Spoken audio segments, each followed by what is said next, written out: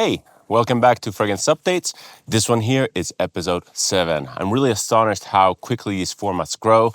I just come up with the idea, I just start doing it, and they develop into something that you guys seem to appreciate. And surprisingly enough, this is actually my favorite format to record because I am outdoors. I can do whatever I want. I can improvise. I can be a little bit random. And I just talk about random fragrance-related topics. And today it's November 3rd and it's absolutely glorious out here. There's a beautiful fall sun. In my opinion, this period really represents peak fall. Although the fall color has a little bit faded because we have gotten some rain and most of the leaves are on the floor. That being said, right after Halloween, it's the moment where you feel almost going into the holidays, you feel the peak of the warmth of fall season. I absolutely love fall. It's my favorite season. It's the season where I wear my favorite fragrances, and I want to get to that actually. Today, I want to talk about seasonal scents and how, despite everyone acknowledging that you can wear pretty much everything whenever you want, we are drawn to seasonal scents. And fall to me is a season of warmth. It's a season defined by shades of red, orange, and yellow, these warm, beautiful colors. And for whatever reason, I do feel compelled, I do gravitate towards fragrances that do represent this mood, that tell the story of this mood and this season. And it's crazy because a lot of these fragrances I like year-round, but I tend to really grab them in the fall. They really represent the surroundings. And this really is my argument for today. It's crazy how affected we are by our surroundings, by the territory, by the colors, by the mood, by the temperature. And as I said before, everyone can wear anything all year round, but we tend to homogenize with the territory. We tend to homogenize with the mood. Isn't it weird how some fragrances really feel inappropriate during certain times of the year? Not necessarily due to social standards, but mainly to us. They go from cloying to be extremely comforting. They feel very, very reassuring. And that is just because of the seasonal change. Maybe it's leveraging our humanity. Maybe it's leveraging the fact that we do wind down in the winter and we seek more comfort, more warmth, and more relaxing scents. Maybe it's that. Maybe it's the colors. Maybe it's the environment. Maybe it's the people around us. Maybe it's the clothing. Maybe it's the actual temperature. Let's talk about that. Firstly, let's get some practicalities out of the way and let's talk about how the scent actually diffuses and radiates off our skin based on temperature and humidity. This is actually all true. It's verified. Some compounds develop a lot more in the heat. Some work better in the cold. And again, you can wear whatever you want, whenever you want. And this is regardless of environmental conditions. This is just based on temperature and humidity. Citruses really push off the skin in the summer because they evaporate quickly and they give you the sense of freshness. Again, regardless of what you associate citruses to.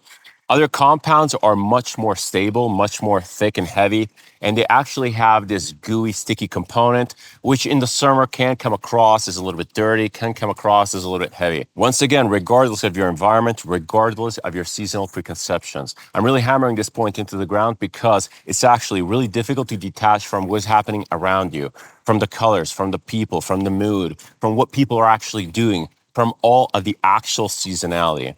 So, based on temperature and humidity alone, which are some fragrances that work or don't work during certain seasons? Let me know down in the comments. I'm very, very curious. For me specifically, I think that tobacco, a very funky, danky tobacco, doesn't really work in summer. For whatever reason, I just perceive it as sticky. Again, I'm being very generic here because some tobacco notes, which are danky, can be accompanied by maybe a very dry smoke, which really balances out. And fragrances are not necessarily individual notes. So maybe leave me down in the comment a fragrance that just doesn't work regardless of environment, but more based on temperature and humidity. Some in high humidity can come across as very sticky, very cloying.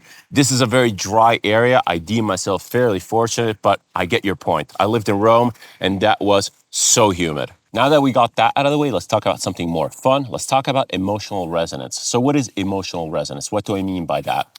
In my opinion, emotional resonance is a combination of all those cues that basically trigger you into a season. It might be visual cues, it might be auditory cues, it might be even olfactory cues. Again, we're in fragrances, so olfactory cues are a massive part. Specifically for fall, specifically for me, the area around me during fall, during this season, smells like humid wood.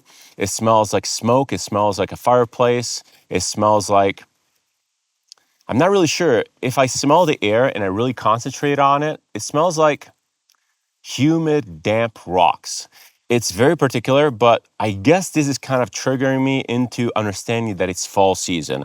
Obviously, visual cues have a massive part in this, and the fall colors are a massive part. As I said, we tend to see scents as colors, or I tend to, and I really tend to associate even to the liquid color in the bottle. And the scents that I'm going to be showing you later are all these. They're very dark, they're very rich, they're very resinous. And heck, it might even be auditory cues. Maybe it's some songs, maybe it's the sound of something that happens during fall or that you tend to notice more during fall. For example, it might be the sound of a specific river that is not muffled anymore by the vegetation and you can really hear the water flowing distinctly. It might even be something happening in your town. For example, it might be a church bell. Maybe during fall, your rhythm is such that you wake up to a certain sound. It's crazy, and I love talking about this stuff. I love talking about human perception. Humans, specifically adult humans, really underestimate or maybe overestimate their ability to perceive the world. They overestimate it because they think that they know everything, but they underestimate how much information we take in. And it's crazy because we take in colors, sounds, smells, and just categorize everything as a season. It's mind-boggling. But back to fragrances, I do feel that all these cues combined, our emotional resonance that is slightly pushing us, slightly nudging us towards wearing certain fragrances during certain times of the year. And it's absolutely fine. I feel that it's very much normal for humans to want to blend in. We tend to follow the path of least resistance. And again, this is not about socially conforming. I feel that it's actually a very interesting conversation because personalities that want to stick out are aware of this fact and they actually confront it and fight it by wearing fragrances that are completely out of place or apparently out of place. Again, you can wear whatever you want, whenever you want, because they just want to go for the edginess. They want to go for standing out in the crowd, which is absolutely fine, and I applaud it. So where does this leave us at the end of the day? After all this talking about fragrance seasonality, do I have actual conclusions or recommendations to give you? Not really. You can keep experiencing fragrances according to seasons, however you see fit. You can either go with the flow or against the flow. These fragrance updates videos are mostly for me. They allow me to rant about fragrance topics that I wake up with and that trigger my imagination and thought process. For you, it might be the usual prompt. I guess I'm prompting awareness. I'm encouraging awareness. I'm encouraging a healthy dose of skepticism. Question stuff. And if you want to go with the seasons, you can go with the seasons. If you want to intentionally go against the norms, do so. It's absolutely fine. I actually really endorse that because I endorse everything which requires a specific thought. If nothing else, this whole conversation actually made me realize even more why I don't like to talk about notes when describing fragrances. I already covered the various reasons in previous videos, but here we go. First of all, I'm not a technical person, so I don't really understand notes. Second of all, I don't think that notes accurately describe the scent profile. The notes are kind of misleading. Some fragrances can come across as completely different from your expectations by reading the notes. But mostly, and this is related to this video, I don't think that notes really describe the actual use case for a fragrance because they don't really tell you anything about the mood, the vibe. So I do think that actual context is the missing note. And by context, I mean even just labeling a season or unintended seasonality for a specific fragrance might really help people understand what it's for. I realize that this statement might appear counterintuitive, that I might even be walking backwards, especially from me that I promote going against the grain, I promote additional awareness, and I promote a healthy dose of skepticism. But I do actually believe that labeling a fragrance with intended seasonal use might really help the end user understand what that fragrance is about. It might help them understand the general mood and vibe, possibly even the use cases.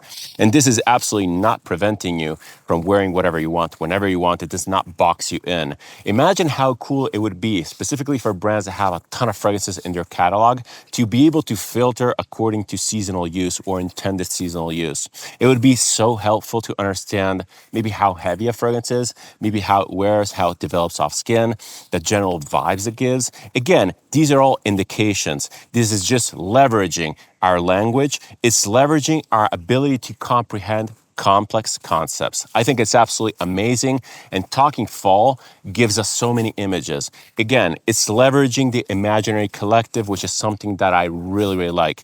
If I say something smells like Halloween, you guys know exactly what I'm talking about. That would help so much to understand what the fragrance was developed as. I think it's a cool concept. Let me know in the comments down below, what do you think about fragrance seasonality? What do you think about fragrance development during the temperature or humidity? Do you have thoughts on this? Would you like fragrance to be labeled according to seasonality or not? Which are your favorite fall season fragrances that have been really depicting the season? Which are those fragrances that you have been exclusively wearing during these last transition weeks? Let me know in the comments. I'm all ears. Now let's move on to some other fragrances, some stuff that I've been wearing lately. But now it's time to talk about some fragrances that I've been wearing during this last week, over Halloween, during the last 10 days.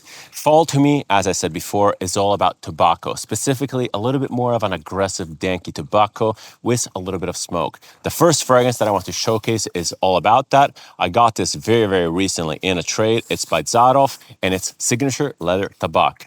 This had me really impressed. I have to be completely honest. I didn't have much expectations from the brand, but when I got this, I was like, holy crap, this is amazing. Anyway, this one here is all about tobacco, but it's much more than that. It has this animalic factor about it, which makes it extremely unique. It smells dark. It smells very edgy. There's a definite smokiness about it. It has this bitter undertone about this fragrance, which makes it so exciting. I feel that there's a ton of birch tar in here. There has to be something gummy, something sticky. It feels very resinous, very tarry. And the tobacco note is also very prominent. This fragrance actually really reminds me of Aedes de Venustas Café Tabac. That one there, it's much more fun. It's much more cuddly. This is more edgy. This is like a motorcycle rider's fragrance. It's super, super cool. I love wearing this. I've been wearing this last night, and yeah, it's amazing. Unfortunately, it's only a partial, and I'll be doing whatever I can with this. It's more than 60 ml, so objectively, it's more psychological than anything else. But I do feel that a partial is kind of like almost gone. One notable thing about this fragrance is the absolute monstrous longevity. I applied this yesterday after a shower, after a gym, at about 8 p.m. in the evening. Today is the following day. It's 11 a.m. and the thing is still blasting. It's still very detectable. It's crazy. It's been over 12 hours and I can still smell it. It became something completely different from the start. In the opening, it's very exciting, very edgy. It has this burnt facet. It has this animalic component, which is to die for. But then in the deep dry down, it becomes this almost gourmand thing. It really reminds me of tobacco vanille. A little bit more burnt caramelly, but it is kind of similar. It's beautiful. I can definitely recommend it. And yeah, it might not be the most complex fragrance out there, but it's so fun. It's fun, and sometimes fun factor really triumphs everything else. It really makes up for any lack of complexity, any lack of weird exclusive ingredient. This one here is absolutely amazing, and I can definitely recommend it. The second fragrance that I want to talk about is also another tobacco fragrance. This one here is an artisanal brand from Italy. This one is from Extra Virgo, and the fragrance is Sacred Tobacco. This fragrance I also got in a trade fairly recently, and this is basically your more complex artisanal take on tobacco. This is also a fairly danky tobacco. It has a definite humid factor to it. It has animalics in here. I think that there's castoreum, maybe even civet. I was almost thinking that there was oud in here because it has a little bit of an oudy smell, but it's so beautiful, so beautiful. It smells like wet leaves. It smells like fermented, macerating, wet tobacco leaves. This is sharp and aggressive in the best way possible, and that aggression is really mitigated by this warm, resinous, gummy, comforting base. It really wraps the scent around. It really makes it like a blanket. This really signifies, it really represents fall, in my opinion, and even the liquid color is what I was talking about before. This stuff here is the kind of stuff that I gravitate during autumn. It's beautiful, it's dank, it's wet, it feels like fall. It's really difficult to describe because apart from the tobacco, I'm not really sure what's going on. And surprisingly enough, there's not even much smoke in here. It doesn't really smell like Royal Tobacco at all by Amouage. That one there is much more smoky, much more dry, and much more woody. This is just wet. It feels like wet soil. Right now, I'm standing in a little bit of a marshy place, and this one here feels perfect. Again, it doesn't feel wet in a discomforting way. It feels wet in a fermented way. I can't really explain it. It's really, really comforting. It's beautiful. It's artisanal. It smells artisanal. It smells pretty animalic. It's not easy to find because these fragrances, I think that they're actually almost all sold out. I really wanted to buy, there's one that's called Animal Cafe or Animalic Cafe or something like that. That one there sounded amazing. They're not cheap. This is a 30 ml and it goes for, I think it was $280 or something like that. Again, I got it in a trade, so all good. But yeah, Extra Virgo, definitely a house to check out. The presentation is also beautiful. The cap is this marble thing with an engraving. It looks the part, it smells the part. Great stuff. My last fragrance option is actually not a tobacco fragrance at all. This one here is by Marlou. This one is Ambilux. I got this based on a recommendation someone left in a comment where I mentioned that I owned Carnicure, that I just got that, and I absolutely love that fragrance. And this one is possibly even better. Now, Carnicure is a lot more animalic. It's a lot more unwearable, at least to me. Ambilux takes that animalic component and just tones it down and makes it a little bit more friendly. This smells musky. It smells furry. It smells human in the best way possible. This smells like a dog. And I'm saying a dog because there's this video from Smellomania where she basically draws perfumes and she draws Ambilux, she draws Carnicure, and her drawing for Ambilux is this old dog guarding this, I think it was some sort of a public toilet or something like that. And it's just so fitting. Not the public toilet part, because I don't think that this is too stinky. It smells so furry, so realistically furry. I love wearing this stuff. Again, Carnicure is a little bit out there, is a little bit extreme for my taste. I wouldn't necessarily wear that outdoors or in public. Well, outdoors, yes. Not necessarily in public or at the office. This one here, though, is like the ultimate evening scent when you just want to sit on a sofa, grab a blanket, and watch a movie. This is that. It's that scent. It lasts a ton of time. The other Marlou also lasts a ton of time.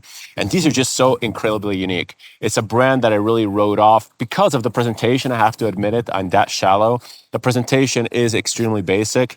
It has this cork cap, which is very basic. The atomizer, again, you can tell, which is a little bit homemade. You know, it's one of those things that can be assembled in a basement. The bottle itself is very, very basic.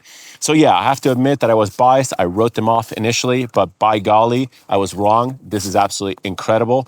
Ambilux and Carnicure are probably some of the best musk fragrances that I ever smelled in my life. And yeah, these will definitely stay in my collection. Amazing stuff if you like musk, if you like fragrances that inspire this blanket feeling. This one here is absolutely amazing. If you want something a little bit more extreme, check out Carnicure, always from the brand of Marlou. Super, super cool stuff. Greatly recommended on my part. So here we are. I feel that I've been talking for a super long time. Maybe it's also because of the multiple takes, because the farmer right here has been turning on this heavy piece of machinery, which was super distracting, and it killed my momentum. It killed my takes. Anyway, today we talked about seasonality. We talked about seasonal scents. I talked about fall seasons. What do you guys think? What is your take on seasonal scents? Do you want more seasonal scents? Would you like seasonal scents to be labeled as such? Would you like a more specified use case specifically for maybe newer brands, maybe more articulate brands that have a ton of fragrances in them? Do you think it's a good idea? Or do you want to leave it all to the customer? Do you want to leave it all to the user to decide whatever they want to wear, whenever they want? Again, I'm for both. I'm for communication, I'm for information, and I'm also for letting the customer or the user or the frag head, whoever, to decide whatever they want to wear all the time. Fragrance is a means of personal expression. I do vouch for that, and I will always vouch for that. These fragrances that I showcased today are absolutely amazing. In my opinion, they are very, very exciting, very enticing, and I really recommend you guys check them out. Let me know down in the comments what you think of all of this, and see you in the next one.